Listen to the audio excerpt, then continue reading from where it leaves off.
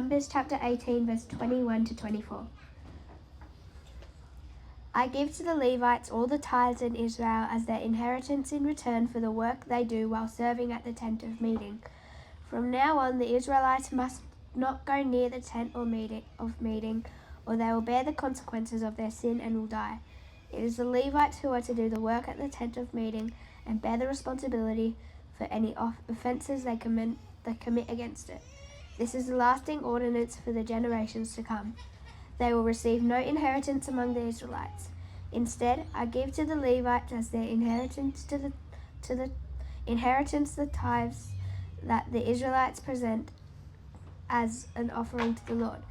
That is why I said concerning them, they will have no inheritance among the Israelites. I'll be reading first Deuteronomy 14, 22 to 29.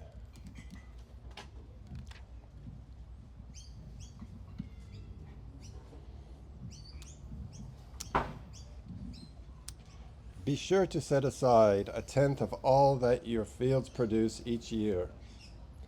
Eat the tithe of your grain, new wine and olive oil, and the firstborn of your herds and flocks in the presence of the Lord your God, at the place he will choose as a dwelling for his name, so that you may learn to revere the Lord your God always.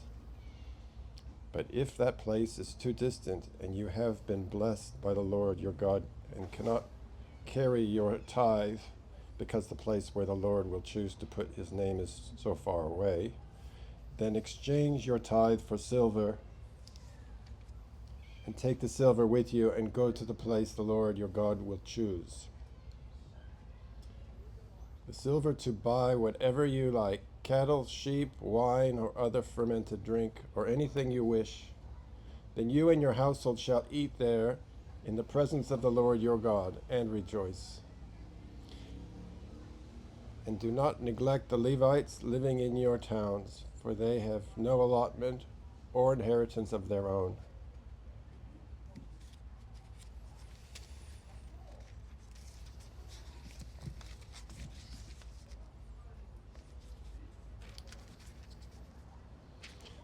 At the end of every 3 years, bring all the tithes of that year's produce and store it in your towns, so that the Levites who have no allotment or inheritance of their own, and the foreigners, the fatherless, and the widows who live in the towns may come and eat and be satisfied, and so that the Lord your God may bless you in all the work of your hands.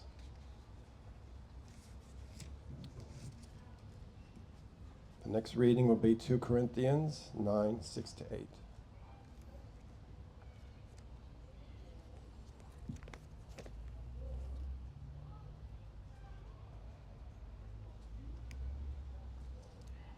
Remember this, whoever sows sparingly will also reap sparingly, and whoever sows generously will also reap generously. Each of you should give what you have decided in your heart to give, not reluctantly or under compulsion, for God loves a cheerful giver.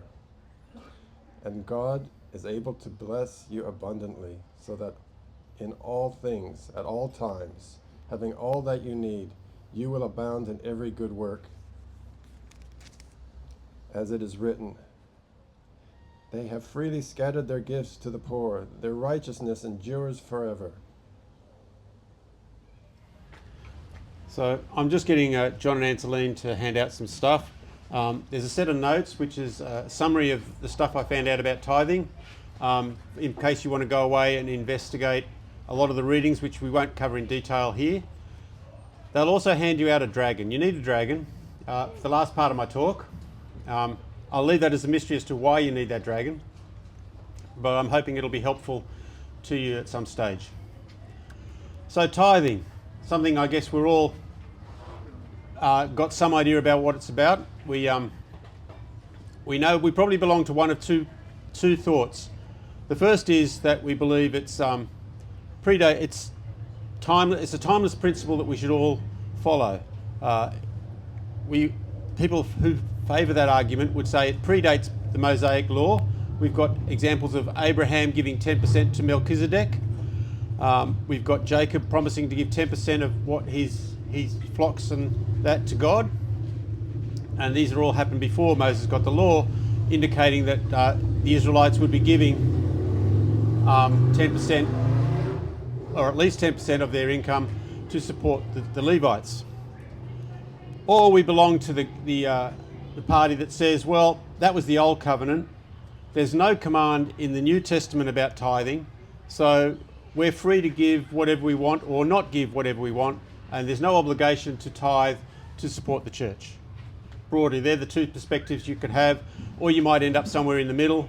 There's a lot of reflection to go on, reflecting on the Old Testament. So the Old Testament, and something I learnt today preparing for this, was that the Old Testament has three distinct types of tithe. Well, two really, but one of those tithes is divided into two instances. The first is the one that most of us commonly know, that they have to give 10% of their flocks and income, or their crops, to support the religious institutions, to support the Levites who don't have their own inheritance. That's the one I always knew about. That was the 10%, that was easy. The one that really caused me to stop and think when I found it was in Deuteronomy 14, 22 to 27, where it talks about 10%, but it's talking about a second tithe, and you take that tithe at the end of years 1 and 2, and you take it to Jerusalem, the place that God selects, and you have a humongous party in celebration of God's goodness to you. So that's two tithes. The third year for that second tithe, you don't go away and party. You put it in, you store it locally for the poor. So there's a provision already to look after the poor. And so it's really quite interesting. I don't know what to do with a second sort of tithe. 10% of my wage to go out and have some sort of celebratory feast or party, remembering God and his goodness to me. And yeah, I'm not good on celebration. I don't really know what to do with that. And if you read that verse in the Old Testament, it doesn't just say wine, it says strong drink. So it's getting a bit odd for me. I don't drink at all, and I don't approve of people who run out and get drunk on a regular basis. But this passage is saying occasionally it might be okay. And I can take some of my tithe and buy strong drink to celebrate God's goodness. Anyway, it's a bit scary. Well, if you think about 10% of your wage and say, I'm going to have a party with my family with 10% of my wage. That's a scary party for me. Well, any party's scary for me, but to take 10% of my wage and spend it just having a party to celebrate God's goodness is just foreign to the way I've been brought up. I just can't imagine it. So that verse is quite a challenge for me. It also drives home the fact that the tithe was about their produce, their animals and their grain. It wasn't about money. They had money, like it says that they can convert it. If you can't get all your livestock to Jerusalem for this party, you can convert it to money, and that's okay. So they did have money, they had a means of exchange, but the tithes are all about agriculture. They're all agriculturally based. I don't know what to do with that. It's just interesting that it was about their produce base. Other than the fact that for agriculture and produce, you really are reliant on God. Crops only grow if God gives you the rain. Money, not so much. Money, you can swap services and things, and God seems in some ways less involved in that. I don't say that he is, but it can seem it's not as directly, oh, well, I've got no food because God didn't give me the rain. But, so that was the third year, obviously, look after the poor. God's got a concern even there that second tithe, that we need to look after the poor, or the Jews needed to look after the poor, their local poor. Talking about the poor in our culture is very different. I mean, are we talking poor in the world? If we're talking about a worldly scale, Australia doesn't really have many poor people. There's fresh water available. There's support available for many people. There are people who drop through the cracks. I remember when May first came to Australia, we were trying to do some work with John Owen, who was ministering in Mount Druitt. May had all sorts of trouble because for her, the people we were trying to help weren't poor. She knew poor. People who are poor in the Philippines don't eat. They don't buy the most expensive cell phone with the grants, the money they've been given, or a TV set, because they don't have money.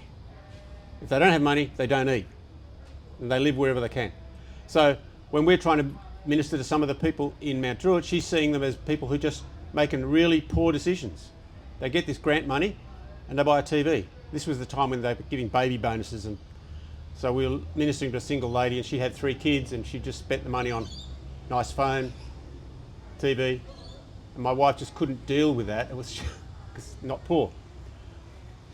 So working out who's poor in our society is a complex problem, and what we do about it, I mean, that's for another time. But God has a concern for the poor. However we decide who the poor are, he has a concern for it, and we have some, and the Israelites would have said we have an obligation to make some allowances for them.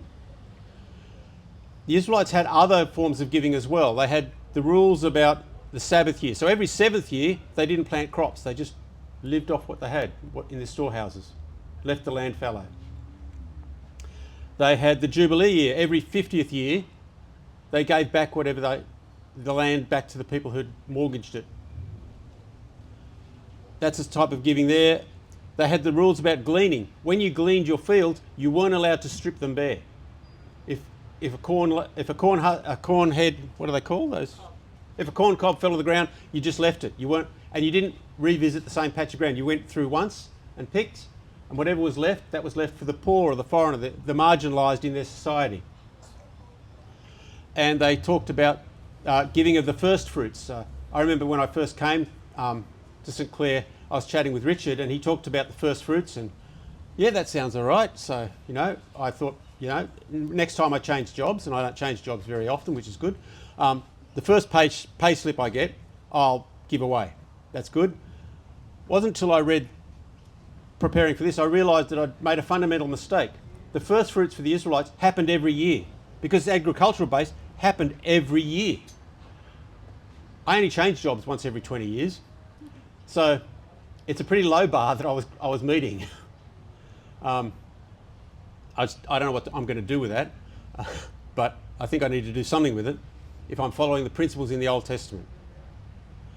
So, and the first fruits were very important because it's the first and the best. It wasn't what's left over was given to God. It was the best fruits. Before the fruits come in, I guess the storehouses were getting a bit lean. Perhaps you were cutting down on your meals because it wasn't ready yet. But the first fruits went to God. The best that we have for the Israelites would go to God.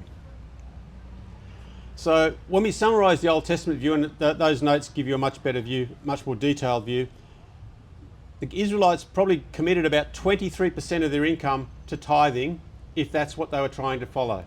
About 23% of their income. They used it to support the religious institutions, support the Levites, and then the Levites gave some of their money to the priests, but it supported the whole religious institutions. Part of the tithe was used to bring the community to worship and celebration of God's goodness. That was the second tithe. And also, there was a safety net built in to look after the poor and the marginalised in their society. And all this was done in a 7-year cycle, so it was repeatable. They could predict what was going to happen. Then we go into the New Testament, and there's a couple of sections for the New Testament. In 1 Corinthians 9, 13 and 14, we find that Paul expects the preachers of the gospel to make their living from the gospel. He says it's not unreasonable that people who preach the gospel are supported by the people they preach to. And they should be able to. In Galatians 6:6, it says that those who should share with those who taught them. We should be sharing the blessings we have with those who teach us. So there's a sense where Paul is saying we probably should support those who preach the gospel. My point there doesn't have a verse. You've got verses in your summary. I forget which verse it is now. But we're encouraged to remember the poor, and that those who have a lot have some obligation to share with those who aren't and who are in need. Many of us have a lot. Yeah, we've got big mortgages, but we have a lot. And there's some obligation on us to take some of that when we see someone who needs something to share with them. Now, I always caution about money. Sometimes giving people money or giving them what they want is not actually the best way to love them. If you've ever dealt with a drug addict, you know that giving them money is not a good way to help them, because we both know where it's going to go. It's not going to go to the food for their family, it's going to go to their next hit, most likely. So, but there is an obligation to genuinely help people if we have something, rather than saying what I think it's in James where it says, oh, go away and be blessed, instead of giving them something while we go away and fill ourselves. And in Acts, Paul's collecting for the Jewish church, which is poor. So there's an obligation to give outside of ourselves to the world. For us, it might be to Paul or Pinky or other missionaries which we have a concern with. For the people in the New Testament church, it was the Church of Jerusalem that was poor, and so they would take up a collection to give there. Now, it's worth mentioning Malachi 3:10. It's a favourite verse of a lot of Pentecostals, which says, bring in the full tithe and I will open the storehouse of heaven for you. Basically, it's often pushed that the reason we give is so we get all the blessings from God. Oh yeah, that's a good reason to give.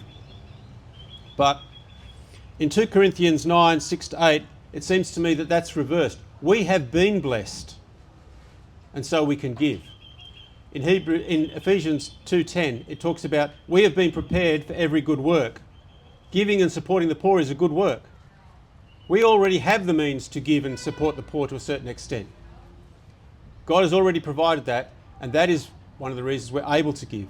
We're not giving to get blessings, because we have a huge blessing. Christ gave us the blessing of our life, and everything we have comes from God. The job I have with the pay I get is only there because God gave it to me. Technically, he owns everything I have. If I only give him a small amount back, that's up to me. Throughout the New Testament, though, it's very clear that it's the attitude of the heart when we give, not the amount. There's no obligation to give. You are free not to contribute to the support of this church. By the New Testament, there are natural consequences to not giving to the support of the church. If this church is a place that benefits you, where you grow in your spiritual life, if we don't support the church, it won't be here. That will actually hinder you or hinder me. So I sort of arrive at a point between the two. It's always there. It predates music. It's a timeless principle and grace. I think the principle is sound, that we need to give up some of our money to support God on a regular basis. But for me, it's all a matter of, I need to give it up. I need to give up control. If I take my money and say, oh, well, I'm going to give some to Kyle and some to Laura and maybe some to Hannah, I still have control over what's happening with that money. When I take my tithe, or what I'm calling the tithe, and put it in the church plate, I'm letting go. And even if I don't like the fact that the church is buying pink curtains for in there with my money, and I give a lot, I've given up control. I'm giving control of that money away. And so when you think about your tithe, is there a portion of it you're committing to God and letting go of it? Or are you trying to distribute it and sort of keep that control? Maybe that's just me. It's been pointed out I'm a bit of a control freak and I like control, but that's life. No, don't go that. 1 Corinthians 16:2 talks about, they're talking about making a collection, and Paul recommends, and this is just recommendation, do it every week. Do it on a regular basis, you're giving, rather than in lump sums, because when it comes to that lump sum, you might not have it. Regular commitment, regular giving is advised by Paul. I think the New Testament wants us to be very deliberate in our giving. Give what we think we should by the decisions of our heart. Think about it. What can you give? What are you willing to give? A passage I love from the New Testament is when David's offering a sacrifice on someone else's land, and the landowner says, oh look, you can just have it, offer your sacrifice here. And David says, I don't want to offer to my God anything which doesn't cost me. So when I go to offer support for Paul or Pinky or whatever, I judge my amount by how much it'll hurt. If I won't notice the amount I'm giving, then I've given nothing. If I notice it and think, oh, that's, let's see, that's a TV, or if it stops, then I think that's about the right amount for me to give. Something that I notice if I really want to support. That doesn't mean to say that giving what I would call nothing isn't a help, but it's for me, and that'll change. And when I retire, that'll change a lot. The amount of money I'll be able to give that will cause me pain will be different to what I can do now as a full-time employee. So we need to think about what we're giving. Are we giving it to impress people by how much it is, or are we giving till it hurts because we believe that's what we need to do? Now, we've talked about habits and we've talked about accountability. One of the embarrassing things in the Western culture is we often don't like to talk about money. I don't like to talk about how much I tithe. I don't want to embarrass you because I give a lot more than you. I don't want to talk about and be embarrassed because I don't give as much as you. But we can use accountability to help us there, because we don't have to talk about the amounts. We can say, Kyle, have you met your commitment to tithe? Have you made a commitment to tithe? I have. Good. Are you keeping up with that? We don't need to talk about how much he gives. Doesn't matter. We're in accountability. We're checking his intent. We're checking that he's following through with that. He might say, oh, I'm struggling, I've got 4 kids and they're all going to go to school and I'm not sure whether I can keep this up. And he will have, that's almost a conversation he's bound to have in a couple of years when they're all going to Richard Johnson, I'm sure.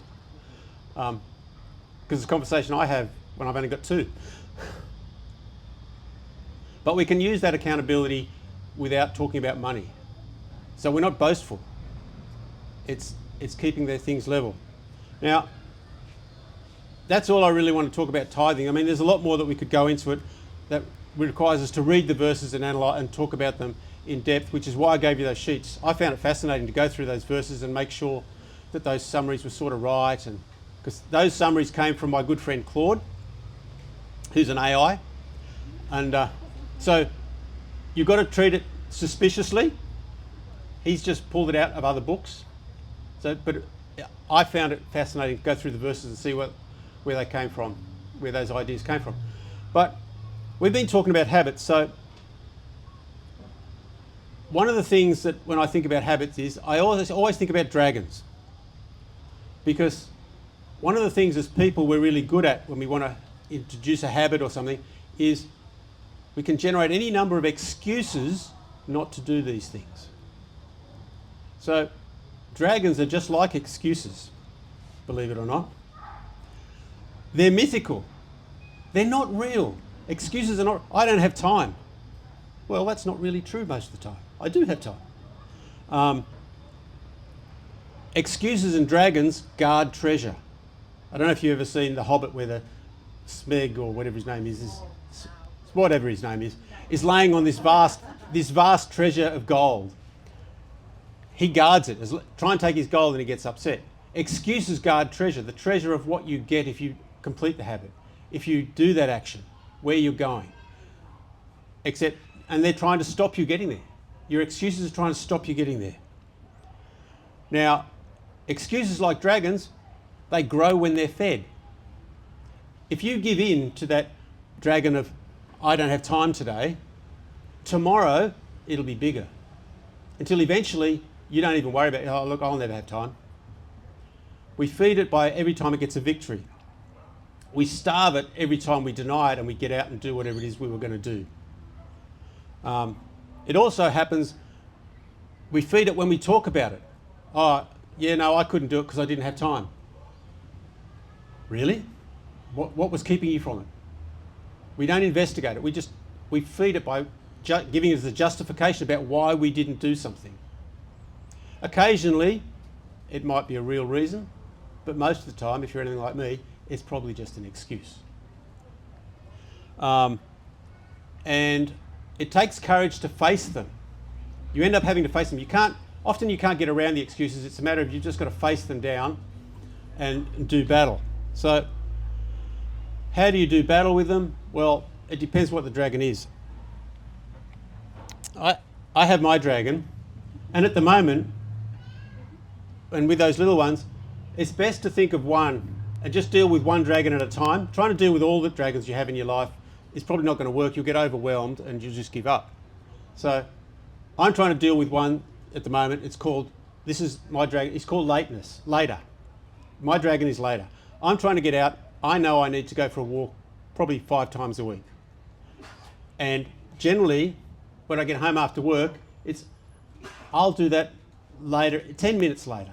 I'll do it 10 minutes later. I sit down, 10 minutes, and I start reading my book. And hours come by. Oh, it's a bit late. I'll do it later. Or if it's a set of exercises which I don't like doing, it'll be, I can do that later in the week. Yeah, not today, later in the week. And I know that it's really just that I don't want to do it. Now, you can fight your dragons by yourself, depending on what they are, but sometimes it helps to have someone else. The dragon of later is defeated whenever May says to me, we could go for a walk now. Okay, because my justification of I'm going to do it later doesn't work. Because she knows, she sees me sitting there with my book, feet up, coffee. I'm not busy. It's all in my head. Some of your dragons will be by just naming them, being aware. So when you start saying that, I know when I say I'm going to do it later, I'm making an excuse. I'm not confronting the fact that I just don't want to do it. I want the treasure, I want the fitness that comes with doing the walk, but I just don't want to do the walk. I want the prize without the effort. And so for any of these habits that we're talking about here, if there's one you particularly want to get in but haven't been able to, think of all the excuses, all the dragons that are stopping you doing it. And then when they come up, you'll know that you're making that excuse. Because you can probably predict your excuses now. Later, when my knees stop hurting, when I wake up after my afternoon nap, any of those, whatever they are. Talk about them. Maybe deal with someone else and talk to them about what you're struggling with. Maybe get someone to turn up to your house. I noticed that when I was working, some of the guys wanted to go running. They never went by themselves. They were always, work was too busy. But if you walked up to the desk and say, we're going for a run at lunchtime, you coming? Invariably, they weren't too busy at that time. So getting other people to help you combat these things. Think about when those excuses are most valid. I tricked lateness yesterday because I went for a walk in the morning. Because lateness is really effective in the afternoon because I can say I'm tired, I'm too busy, the kids are there. So I went for a walk in the morning. Lateness wasn't up yet. And so it worked for me. But you've got to think about the excuses you'll give and how you can combat them. Sorry, that bit's not very religious, but think about how we can implement those habits. There's no good talking about habits that we're not going to implement. There's no good not recognising the fact that often we don't want to implement these habits because it's just too much work and we're not sure that treasure is valuable enough to do battle. Anyway, that's me. I hope you enjoy those handouts. If you find a mistake in them or a poor interpretation, I'd love to know. I just thought they were helpful. Think about your dragon, name him, put him somewhere you can see him, and don't let him beat you.